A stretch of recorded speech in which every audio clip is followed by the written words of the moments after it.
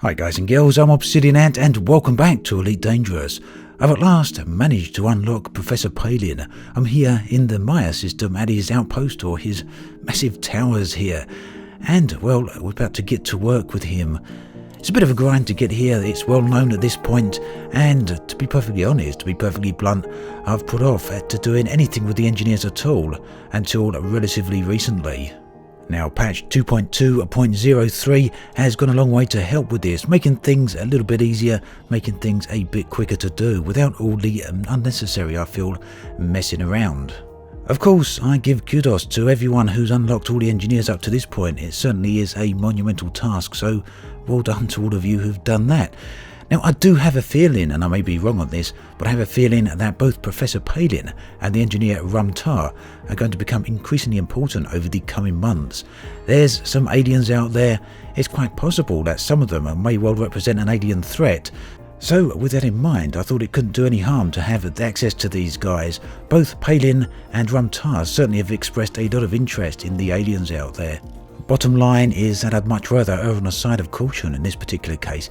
Now, it's been announced just today that the next patch, 2.3, is going to hit beta on the weekend in the 26th of February, so roughly 1 month from now, and we'll be seeing what the Commanders is going to offer in terms of content. For now though, we do know that it's going to offer multi-crew as well as the custom avatar creator. But many pieces for the game are now coming together, both in terms of gameplay, in terms of game mechanics, as well as the galaxy itself. There's other life out there, aliens, but also strange plants. Out here in a system not too far away from the ancient alien ruins, Commander Store come across a particular species of planets which some have now endearingly called brain trees. It's unfortunate that when I arrived here, this side of the planet was in darkness, but nevertheless, you can actually hear them. Have a quick listen.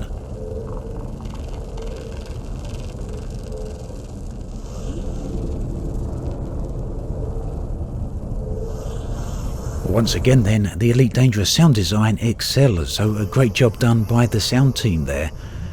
Now, it's a little bit difficult to hear it entirely due to the noise of my engine here, but if you do come out this way, it will be one of the first things that you actually notice. So it's not an entirely large massive forest here, but it's getting on for being a fair old size, that's for sure. Now, back last year in September 2016, I was at the Elite Meet, and Frontier showed a few things off there. One of them was strange alien trees. Now, the ones I remember them showing us were a little bit different to the ones we're seeing here. But my memory may be playing tricks on me, so if any of you were actually at Elite Meet and happened to see those trees, I'd love to hear from you. Were they the same as this, or are there some other trees out there that we haven't yet seen? In either event, you can see why these particular objects have gained the name brain trees. It's unclear the type of biology that would allow objects or any type of life to grow out here on a surface of a planet like this. After all, it is exposed to the vacuum of space, and there shouldn't be any form of water or nutrients here to feed them. And this is where some additional tools, in-game tools, would really come in handy. It'd be wonderful to come down here and study these, work out their makeup, and go back and perhaps sell that data and satisfy our curiosity as well. Unfortunately, all we can really do in ways of interacting with these plants is to shoot at them, and there are certain objects that do grow here. Most of it seems to be fungal in nature. When you do shoot it, it drops off down to the floor and you can pick it up and collect the material from it. Here you can see one of those objects, a Formidine seed pod. Let's get a close-up look at that. So this would appear to be a separate form of life to the tree itself, much like how fungus or mushrooms grow on the side of trees. And there we go, the Formidine pod has fallen to the floor and we can get the material from it. There's various types of things around here, they don't all look quite like that. And if I have a bit of a drive around, I'll show you what a few of the other things actually look like.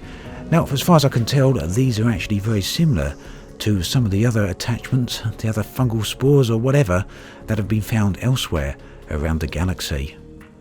And talking of elsewhere around the galaxy, let's skip 9,000 light years away to the Formidine Rift. So here I am then with the Cobra Commander in his ASP. He's left the Cobra behind and we're in the Formidine Rift. It was quite a trip getting all the way back out here, and of course I had to travel Commander Obsidian Ant all of the way back home. Here's another settlement. This is the Delta settlement, and again there are some data beacons here. Now when you do scan these, you do pick up a cash reward. Each site seems to be worth about 8 million credits, so not a bad reward, and I've collected that with Commander Obsidian Ant back within inhabited space. This Delta site then was found by Commander Aviuk, so a very nice find by him, and we can now piece together a bit more of the story that went down with the expedition team that came out this way all the way back in 3270. Now do keep in mind that back then they had different jump drive technology, meaning that the journey for them took a lot longer than it does for us currently. So do consider the following to be a spoiler. You may want to stop now if you don't want to hear all that. I should have paid a bit more attention to the mission description. I just saw the credit count and signed up there and then. More money than I've ever earned, and all in one go, just for taking a year out. What's a poor girl got to do? A bit of a jaunt into the void. How bad could it be? Didn't read the part about several thousand light years though. I've never even been past Listy. But it's a get-rich-quick scheme. Let's go. It's pretty out here. We've seen a gorgeous double nebula called the Heart and Soul. You should see it. Lots of bright blue stars nearby. I wish we could divert to have a closer look, but our mission is beyond apparently. Really brings back how big the galaxy is. Makes you feel small and insignificant.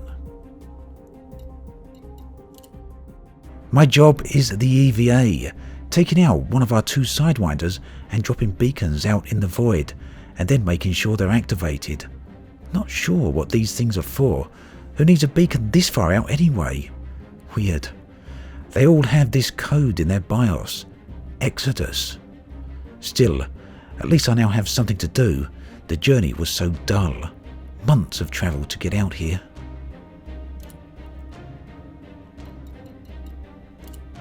Something weird happened today. Unloaded another beacon and set it up. Then everything went offline. And I do mean everything. Life support too. No comms. Nothing. Stayed that way for about 2 minutes. Then everything was back to normal. Affected our support ship too. No idea what caused it. Going to need new underwear when I get home.